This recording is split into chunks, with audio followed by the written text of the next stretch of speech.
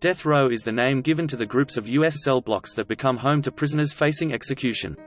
The inmates who reside in these blocks would send chills up the spine of Freddy Krueger and are among the most disturbed and dangerous people in the world. Many of them are prolific serial killers.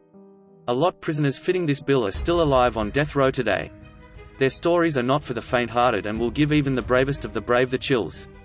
Before we get started, make sure you subscribe to Unearthed Hub and click the notification bell so you don't miss a video.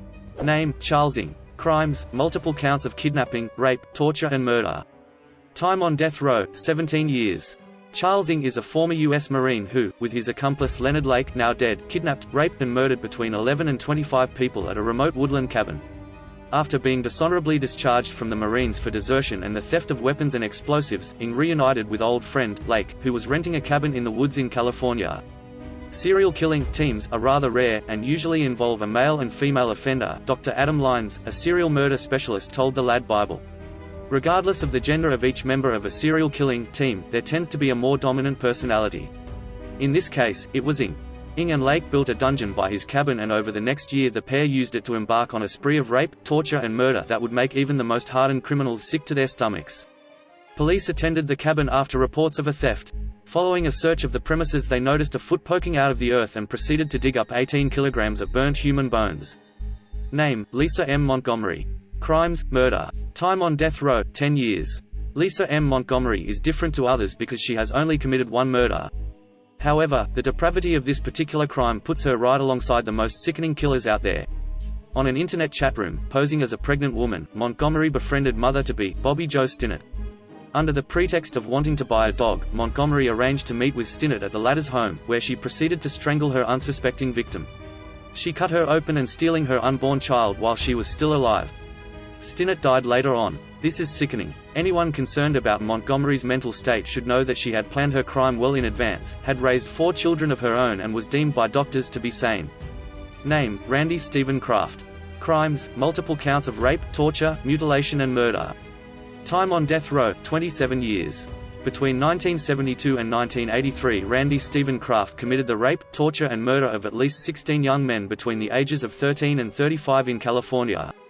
He is also believed to have committed a further 51 rapes and murders, although he has never publicly admitted to them. The method would suggest that Kraft was a lust killer, Dr. Lyons told us. This is probably the largest section of serial killers in which sexual gratification is their main motivation. Randy's method was to lure young men, often of military background, to his van. He would then ply them with drink and drugs before raping, torturing, often by burning and removing genitals, and murdering them. He would dump the bodies on beside freeways, motorways, earning him the additional moniker of the freeway killer. To make things even worse, he has shown no remorse for his crimes.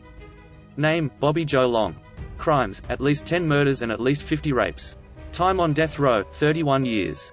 After moving to Tampa Bay in 1984, Bobby Jo Long single-handedly pushed the area's homicide average for that year through the roof. His targets were almost exclusively sex workers. This is a common characteristic of serial killers, says Dr. Lyons. Sex workers, similar to other victim groups such as the elderly and the very young, are marginalized members of society. As such, they are often ignored and neglected, leading to their victimization at the hands of someone like Long. Over an 8-month period, Long averaged a killing every other week. The bodies of his victims were often found bent into strange positions and tied up with ropes and bindings. Long was eventually linked to the killings when he let one lucky woman escape. She then provided the information which led to his arrest. Name: Rodney Alcala. Crimes: up to 130 possible rapes and murders. Time on death row: 6 years. Rodney Alcala is often described as the most prolific serial killer in the United States.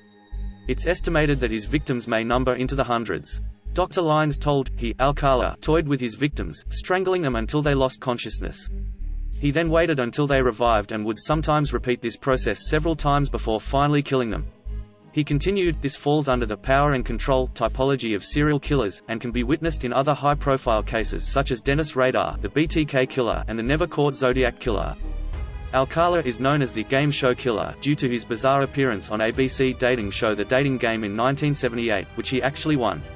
Something which makes the clip above extremely creepy. Alcala is still alive, in spite of having received 3 separate death sentences. As horrific as these criminals may be, is the death sentence really the best solution? Criminologist Professor David Wall has his reservations. Does the act of execution actually bring closure to victims' family and friends? He said. Or does it simply fulfill the criminal's own particular death wish? If it is the latter, then I don't think we should be doing the criminals a favor.